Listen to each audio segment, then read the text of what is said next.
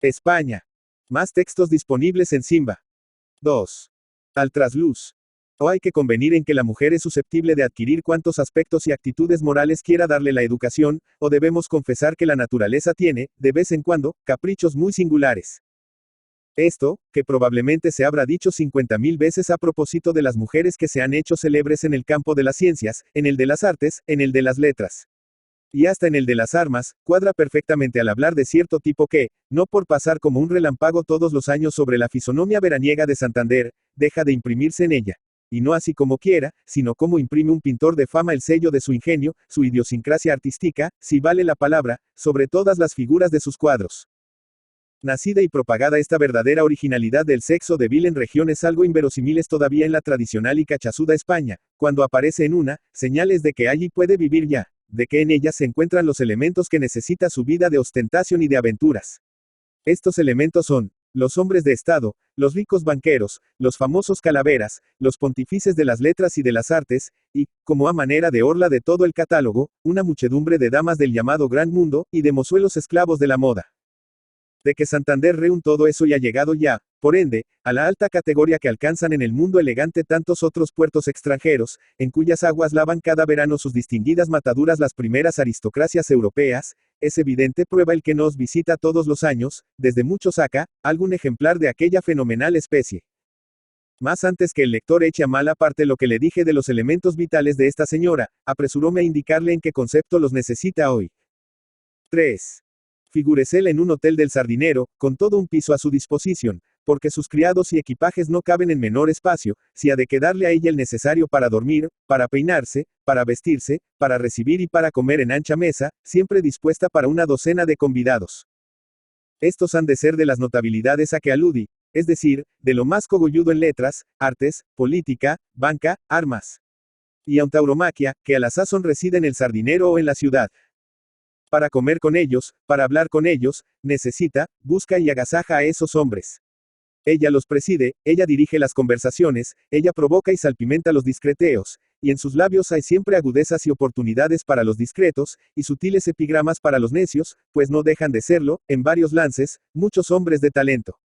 Que quien tal vida trae no debe mostrarse muy aficionada al trato de las mujeres, no hay necesidad de asegurarlo. Evidente es que huyera de ellas si no las necesitara para fondo y accesorios del cuadro en que ella entra como principal figura, o, a lo sumo, para tener en quien cebar impunemente sus sátiras implacables, o esos pedazos más de entretenimiento que repartir entre la voracidad murmuradora de su corte favorita.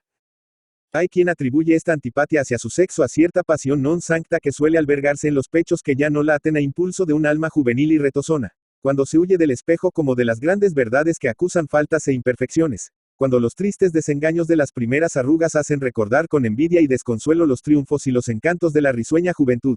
Cuando se aspira, en fin, a conquistar, a fuerza de dispendios y agudezas, lo que antes se atrajo por el solo brillar de la hermosura. Pero esta suposición, que bien pudiera admitirse con referencia al molde común de las mujeres, y aun de los hombres, no está justificada cuando se endereza este otro tipo, cuyas pasiones, talentos y debilidades están, y han estado quizá, muy por encima de todo lo usual y corriente. Con esta consideración a la vista, no se afane el lector porque le diga yo de dónde vienen esas intimidades encumbradas, de qué procede ese varonil desparpajo que la hace, en verano, reina y señora del Sardinero, como en invierno le da absoluto predominio en los aristocráticos salones de Madrid. 4. Y eso que no es aristócrata ella, ni nombre llevo jamás que a pergamino huela. Cierto es que cuando se ha pasado la vida en roce continuo con hombres de todas las imaginables condiciones y cataduras, a poco que se haya tomado de cada uno de ellos puede reunirse, cerca de la vejez, gran copia de saber y de experiencia. Pero ¿cómo se llegó en la juventud a esas alturas? Pregunto yo a mi vez, como lo que en unas gasta y desprestigia, en otras acrecienta el poder y el atractivo. Aquí no hay otro remedio que volver a la segunda parte de mi tema. La naturaleza tiene, de vez en cuando, caprichos muy singulares. Y añado ahora que también la fortuna suele complacerse en mimar con sus dones más preciados a lo que es obra de los caprichos de la naturaleza. Así hay que explicarse esas cataratas de doblones que siguen y preceden a esta clase de mujeres en sus viajes, y las envuelven en los alcazares que habitan la mayor parte del año, pues ni feudo se las conoce que tanto produzca, ni ya son danaes pudibundas que creer nos hagan en las lluvias de oro de los joves de Ogaño. Ofrecedo el dificultades al vulgar entendimiento, y veréis a la imaginación echarse desatentada por los cerros de Úbeda. Tal sucede en el presente caso.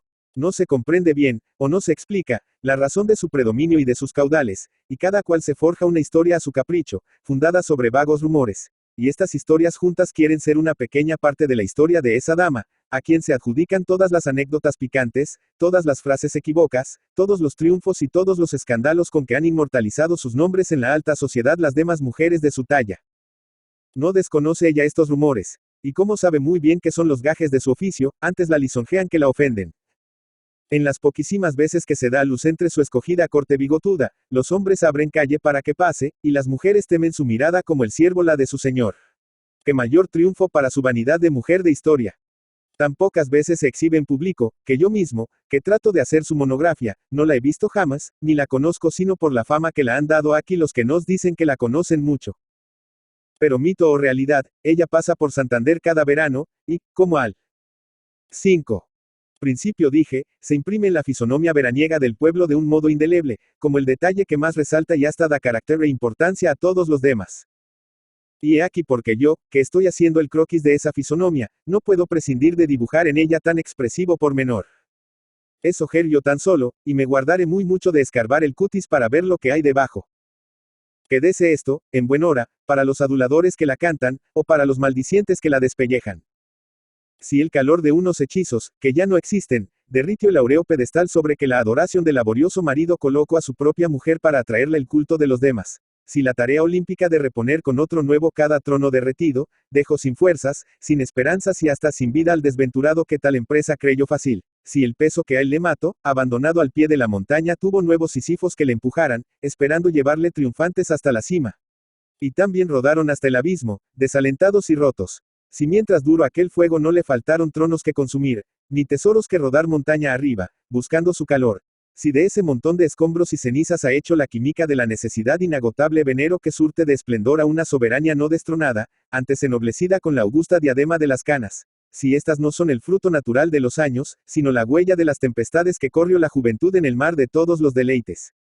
Si el corazón de la mujer, que es casi siempre un libro abierto, sin ser por eso un libro bueno, a menudo es una caverna con ruidos y sin luz, a mí que me cuentan ustedes, que me importa en el presente caso.